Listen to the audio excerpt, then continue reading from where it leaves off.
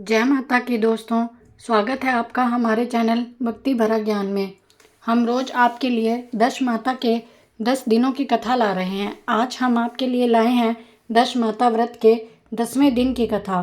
दोस्तों, इस दिन ही हमारे गले में जो 9 दिनों तक डाली हुई डोरी का पूजन करते हैं, इस दिन हम उस डोरी का पारण करते हैं, उसे नदी के पानी में बहाते हैं और वही कथा सुनी जाती है जो हम पहले दिन सुनते हैं। तो आइए आज हम सुनते हैं 10वें दिन की कथा। एक राजा था, उसकी 2 रानियां थी।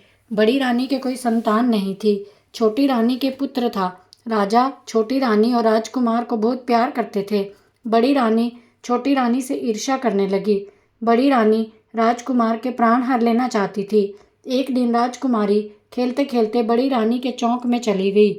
बड़ी रानी ने राजकुमार के गले में एक काला सांप डाला। छोटी रानी दशा माता का व्रत करती थी, इसलिए माता उस पर प्रसन्न रहती थी। माता की कृपा से राजकुमार के गले का सांप उसको बिना नुकसान पहुंचाए चला गया। बड़ी रानी ने फिर से एक बार राजकुमार को मारने की कोशिश करी। उसने उसको लड्डू दिए और उनमें जहर मिला दिया, परंतु दशा माता ने फिर एक बार उसको बचा लिया। बड़ी रानी का यह वार भी खाली गया। रानी को चिंता हुई कि किसी भी तरह मुझे इस लड़के को मारना है। तीसरे दिन उन्होंने फिर कोशिश करी और राजकुमार को उठवा लिया और एक गहरे कुएं में धकेल दिया। कुआं बड़ी रानी के आंगन में था, इसलिए किसी को पता नहीं चला राजकुमार कहाँ गया। किसी को कुछ भी भनक नहीं लगी। लेकिन जैसे ही बड़ी रानी ने राजकुमार को कुएं में धकेला तो दशा माता ने उसे बीच में ही बचा लिया। इधर जब राजकुमार अपनी माँ के पास नहीं लौटा तो राजा और उसकी माँ को चिंता होने लगी कि हमारा राजकुमार कहाँ गया है। उधर दशा माता भी सोचने लगी कि मैंने इस राजकुमार को बचा तो लिया, परंतु मैं तो इसे लेकर कुएं में बैठी हूँ। अब इसे इसके माँ बाप के पास कैसे पहुँचाऊँ। तब दशा माता ने एक उपाय सोचा। वह एक भिखारी का रूप धारण करके राजकुमार को एक वस्त्र में छिपा कर ले गई और सिपाहियों से कहा कि मुझे अंदर राजकुमारी से मिलना है, रानी से भी मिलना है। तब सिपाहियों ने उसे दुत्कार कर कहा कि तुझे भिक्षा की पड़ी है, हमारा राजकुमार खो गया है, तुम्हें हम यहाँ रानी से मिलने नहीं दे सकते। इस पर दशा माता बोली, भाइयों, पुण्य करोगे तो पुण्य ही कमाओगे। यदि तुम मुझे रानी से मिलने दो, वो मुझे भिक्षा देंगी, तो शायद बदले में उन्हें उनका राजकुमार मिल जाए। यह देखकर वह देहरी पर पैर रखने लगी तो सिपाहियों ने उसे रोका। तब माता ने उन्हें बालक का पैर दिखाया। तब सिपाहियों ने समझा कि राजकुमार इन्हीं के हाथों में है, उसे अंदर जाने दो।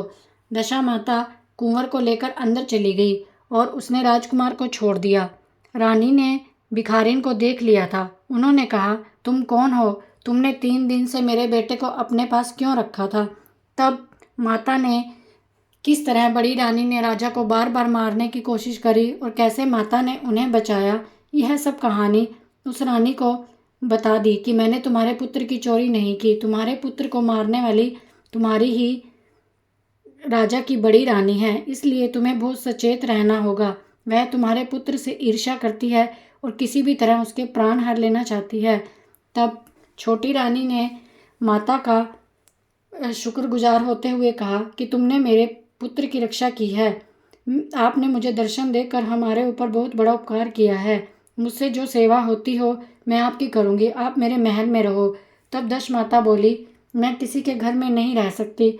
जो श्रद्धापूर्वक मेरा स्मरण करेगा, मेरा डोरा अपने गले में धारण करेगा, 9 दिन तक उसकी पूजा करके 10वें दिन उसका पालन करेगा और उसे नदी में बहाकर पारण करेगा, मैं उनके सभी मनोरथ पूर्ण करूँगी।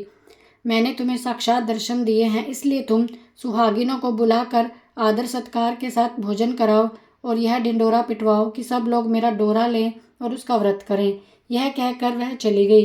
रानी ने अपने राज्य में सौभाग्यशाली स्त्रियों को बुलाया और उनको यह सब करने की आज्ञा दी और कहा कि सब लोग माता का डोरा लें। जिस किसी के पास पूजा करने का सामान न हो वह महल से ले। इस तरह सब दशा माता का डोरा हर साल लिया करें और उनकी पूजा अर्चना करें।